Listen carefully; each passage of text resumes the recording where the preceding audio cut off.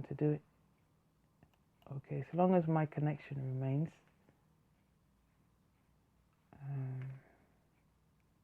Okay, bear with me. I'm trying to manipulate here.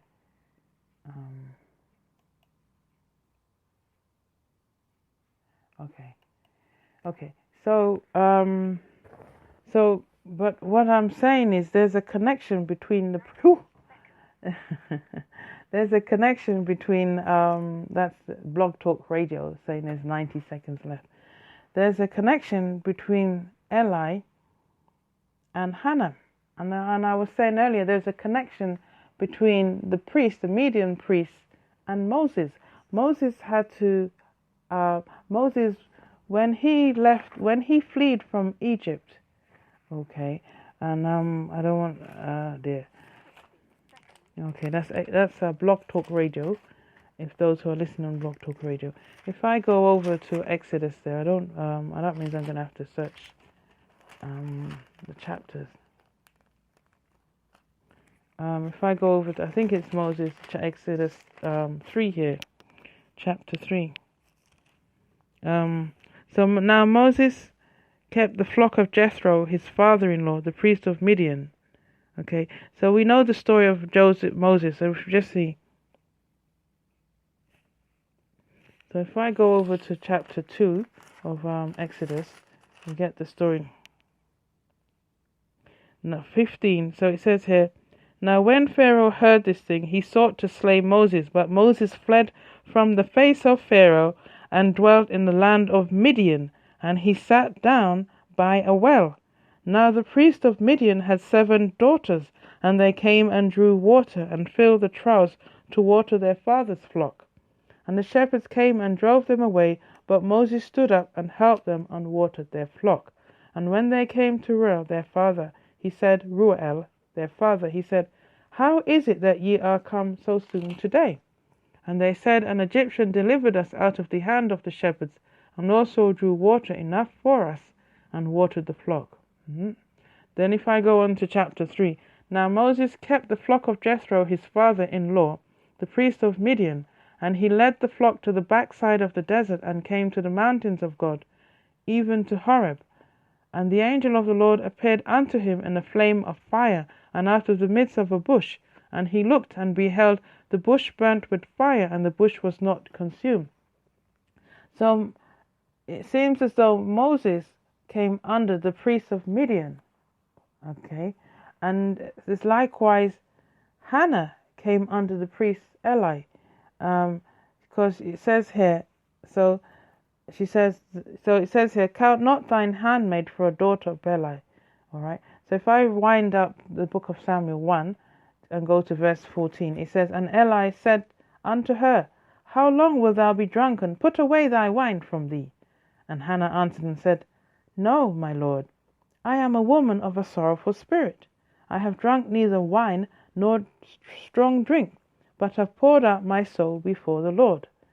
Count not thine handmaid for a daughter of Beli, for out of the abundance of my complaint and grief have I spoken hitherto.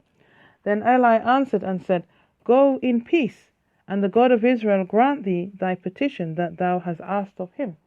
Okay, so now let me speak on. Now, this is just, I ask you to take for granted what I'm saying here. There is a deeper explanation.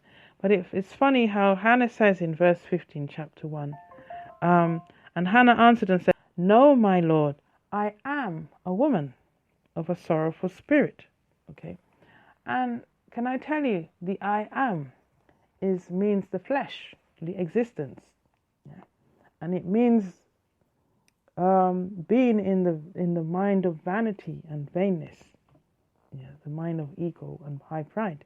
Okay, so she's saying that I am a woman of a sorrowful spirit. So she's been operating in the flesh. And if we know the story of Hannah, that she was provoked sore by her adversary, because her adversary also provoked her sore, for to make her fret, because the Lord had shut up her womb. And her adversary is her husband's other wife, because he had 2 wives, you see. And one is Peninnah and Hannah. And Peninnah had children, but Hannah had no children. Okay? But the Lord had shut up her womb. So her adversary provoked her sore. Right? So Hannah was operating in the flesh. And in the flesh, she became distressed. Okay?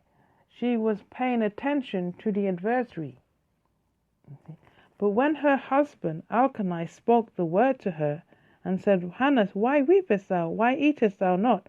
And why is thy heart grieved? Am not I better to thee than 10 sons? So, and I have related that to the Gospel of St. John, chapter 14. And I'll just read it, because it's, it's good to read the word of the Lord. And where Jesus speaks and he says, let not your heart be troubled. Ye believe in God, believe also in me. In my Father's house are many mansions. Go over to chapter 15 of Gospel of St. John. I am the true vine, and my Father is the husbandman. Every branch in me that beareth not fruit, he taketh away. Okay, and then he goes on to verse 4. Abide in me, and I in you, as the branch cannot bear fruit of itself, except it abide in the vine. No more can you except you abide in me. I am the vine. You are the branches. Now we're going into the I am here. Okay, but what I'm saying here is that Elkanah, the husband, had to say, well, if you pay attention to me and not to another, then that's how you will bear fruit. Yeah. But she was saying, well, I seem to be delayed, whereas she's having children. But the Lord knows his reasons why. And I began to realize that the Lord is talking about his first covenant and his second covenant, and the second one has the worthy portion. And there seems to be a delay, but when it comes, it will be a profit, and that's the promise the Lord has for humanity. So stay with me on this, folks. Okay. So when Elkanah spoke the word to his wife, now she took it to heart, and she began to focus on the Lord. And in focusing on the Lord, she began to know more. She began to eat, which is gain knowledge of the Lord. And in that now, she was in bitterness of soul and prayed unto the Lord and wept sore. So she had a shift of her emotions. She was no longer in that negative polarity, taking on the adversary, operating through the flesh. Hannah had to adjust her mind and go deep within in her prayers, to change her thoughts, change the emphasis of her thoughts, the thoughts that's trailing in her mind facilitates the thought. She had to change the thoughts and keep her thoughts on the Lord, keep her focus on the Lord, and take her mind off the adversary. Okay? And now in her prayer, there were focus prayer, which enabled her, or can I say the Lord, she connected with the Lord, who enabled her to go deep within, to touch into her spirit and soul. So she was disconnected from the flesh. And that's why I said the I am here, when she said I am of a sorrowful spirit, she's talking about the flesh. She was paying attention to her flesh and grieved her spirit. Grieved her spirit. Okay? And she said, I have drunk neither wine nor strong drink. So she's saying to Eli, I'm no longer feeding the flesh. Okay? But have poured out my soul before the Lord. So now that she's touching into her spirit, she's able to pour out. She's able to really delve into her soul, go into her inner person, and now reach out to the highest source, which is the Lord. Right? But she says, count not thine handmaid for a daughter of Belial. And looking at that in the Bible concordance, it says it's lawless. It's evil in a personification, being personified. So at the time, the word of the Lord wasn't there. There was a lot of evil going on around. So in that evil, in the flesh, Hannah paid attention, and her adversary provoked her sore. She had to disconnect from the flesh, and replenish her spirit, should I say? And what does the Lord say? Blessed is the poor in spirit, for theirs is the kingdom of heaven. Now we're going into the teaching of the kingdom of heaven, right? So she had to kind of fill her her her spirit with the knowledge of the Lord, and therefore the Lord enabled her to touch down into her soul, and she was able to pour out her soul. And you know, in Genesis 2:7, it says that the Lord God formed man from the dust of the earth, breathed into his nostrils, and made him a living soul. Okay, so, and the Lord has also referred to himself as a soul through the prophet Jeremiah. So, so in order to get her petition, right, she connected with the priest. The priest is a mediator between God, or the Lord, God and the people, the Lord and the people, all right? And so therefore she was able to put through her petition. Now, I'm not saying it in its accuracy here, because something else is taking place, Flock, and I'm hearing it, and it's taking my mind off of what I'm trying to say here, the message that I'm going to give. But bear witness that the time now is 1:22 p.m. British Standard Time on the 6th month of the 20th day, 2017. I'm looking at my computer that's got the American time on it here. Okay, so something is adrift in my mind here, and this is what I'm talking about, the mind. You see, it's the mind, and I know what I want to say, but I don't think that you'll receive it if I gave it to you straight. I'm going to have to give a teaching on this, but it's where the mind is at.